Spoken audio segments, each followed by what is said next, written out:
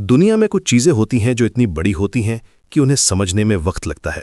लेकिन जब अमेरिकी राष्ट्रपति डोनाल्ड ट्रंप ने खुलेआम कहा कि ग्रीनलैंड चाहिए, शांति से या फिर जोर से, तो दुनिया को समझ आ गया कि ये कोई धमकी नहीं थी, ये एक ऐलान था। एक ऐसा ऐलान जो आने वाले समय में ग्लोबल पॉलिटिक्स की दिशा बदल सकता है। आज हम बात करेंगे उस जियोपॉलिटिकल टेंशन की जो ग्रीनलैंड के चारों ओर बन रही है।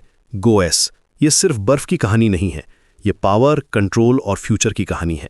ये कहानी है कि कैसे सुपर पावर्स एक छोटे से आइलैंड को लेकर इतने डेस्परेट हो गए हैं कि वो मिलिट्री फोर्स तक का इस्तेमाल करने को तैयार हैं। दुनिया ग्रीनलैंड को सिर्फ बर्फ समझती है, लेकिन सुपर पावर्स इसे वेपन समझती हैं। क्यों? क्योंकि जो ग्रीनलैंड कंट्रोल करता है वो अगली सदी कंट्रोल करता है। ये सिर्फ एक स्टेटमेंट नहीं है, ये रियलिटी है। आर्कटिक रीजन में मिलिट्री कंट्रोल का मतलब है रशिया और चाइना के मूवमेंट्स पर नजर रखना। ग्रीनलैंड की लोकेशन इतनी स्ट्रेटेजिक है कि यहां से पूरे नॉर्थ अटलांटिक को मॉनिटर किया जा सकता है। लेकिन सिर्फ मिलिट्री इंपॉर्टेंस ही नहीं है, ग्रीनलैंड के नीचे दबे हुए हैं रेयर अर्थ मिनरल्स, जिनकी वैल्यू ट्रिलियन डॉलर्स में है।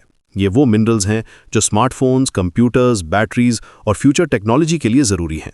चाइना करंटली इन मिनरल्स का सबसे बड़ा सप्लायर है, लेकिन अगर अमेरिका ग्रीनलैंड कंट्रोल कर ले तो पूरा गेम चेंज हो जाएगा। फिर है मिसाइल रूट्स का मामला।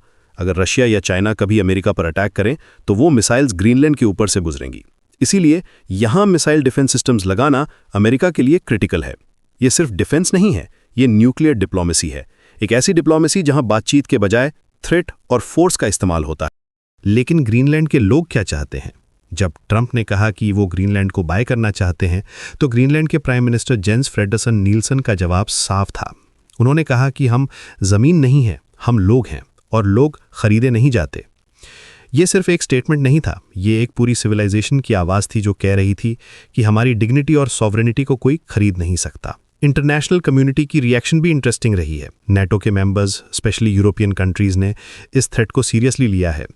डेनमार्क के प्राइम मिनिस्टर मेटे फ्रेडरसन ने साफ कहा है कि अगर अमेरिका ग्रीनलैंड पर अटैक करता है तो नेटो खत्म हो जाएगा। फ्रांस के प्रेसिडेंट इमैनुअल मैक्रोन ने भी डेनमार्क के साथ सॉलिडेरिटी दिखाई है। लेकिन सवाल यह है कि क्या ये इंटरनेशनल सपोर्ट काफ़ी है? यहाँ एक बड़ी रियलिटी सामने आती है। कानून कागज़ पर होता है, ताकत हाथ में। हिस्ट्री इसका गवाह है। इराक में वेपन्स ऑफ मास डिस्ट्रक्शन के नाम पर इन्वेजन हुआ, जो बाद में झूठ साबित हुआ। अफगानिस्तान में डेमोक्रेसी और फ्रीडम के नाम पर 20 ईयर्स का वॉर हुआ। अब ग्रीनलैंड में नेशनल सिक्योरिटी के नाम पर एक नया चैप्टर शुरू हो रहा है। लेकिन मॉडर्न वॉरफेयर सिर्फ गन्स और बॉम्ब से नहीं होती। आज के ज़माने में हार्डवे का मतलब है economic blackmail, political manipulation, military bases की इस्टेब्लिशमेंट और पब्लिक मोराल को तोड़ना। डायरेक्ट मिलिट्री फोर्स तो लास्ट रिजॉर्ट होती है। पहले इकोनॉमिक प्रेशर डाला जाता है, फिर पॉलिटिकल आइसोलेशन, फिर मिलिट्री प्रेजेंस बढ़ाई जाती है, और अंत में अगर ज़रूरत पड़े तो फोर्स का इस्तेमाल होता है। ट्रंप एडमिनिस्ट्रेशन ने पहले ही जेफ लैंड्री को ग्रीनलैंड के लिए स्पेशल एनवॉय बनाया है, जिसका ऑब्जेक्टिव है ग्रीनलैंड को अमेरिका में इंटीग्रेट करना। ये सिर्फ डिप्लोमैटिक मूव नहीं है, ये एक कैलकुलेटेड स्ट्रैटेजी का हिस्सा है। व्हाइट हाउस ने साफ कहा है कि मिलिट्री फोर्स भी एक ऑप्शन। लेकिन सबसे खतरनाक बात यह है कि ग्रीनलैंड सिर्फ शुरुआत हो सकती है। अगर आज इंटरनेशनल कम्युनिटी चुप रही तो कल कोई भी छोटा देश सेफ नहीं होगा। ये एक प्रेसिडेंट सेट कर रहा है जहां पावरफुल कंट्रीज अपनी स्ट्रेटेजिक नीड्स के लिए किसी भी देश को टारगेट कर सकती हैं। आर्कटिक रीजन में रशिया पहले से ही अपनी मिलिट्री प्रेजेंस बढ़ा चुका है। चाइना भी नियर आर्कटिक स्टेट के रूप में अपनी पोजीशन बना रहा है। नॉर्दर्न सी रूट के डेवलपमेंट में रशिया और चाइना मिलकर काम कर रहे हैं। इस सिनारियो में अमेरिका का ग्रीनलैंड पर कंट्रोल पाने का अटेम्प्ट एक बिगर जियोपॉलिटिकल चेस गेम का हिस्सा है। डेनमार्क अपनी तरफ से डिफेंस स्पेंडिंग बढ़ा रहा है और आर्कटिक में अपनी मिलिट्री प्रेजेंस स्ट्रेंथन कर रहा है।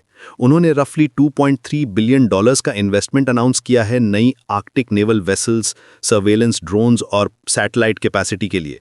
लेकिन क्या ये काफ़ी होगा अमेरिका के प्रेशर को हैंडल करने के लिए?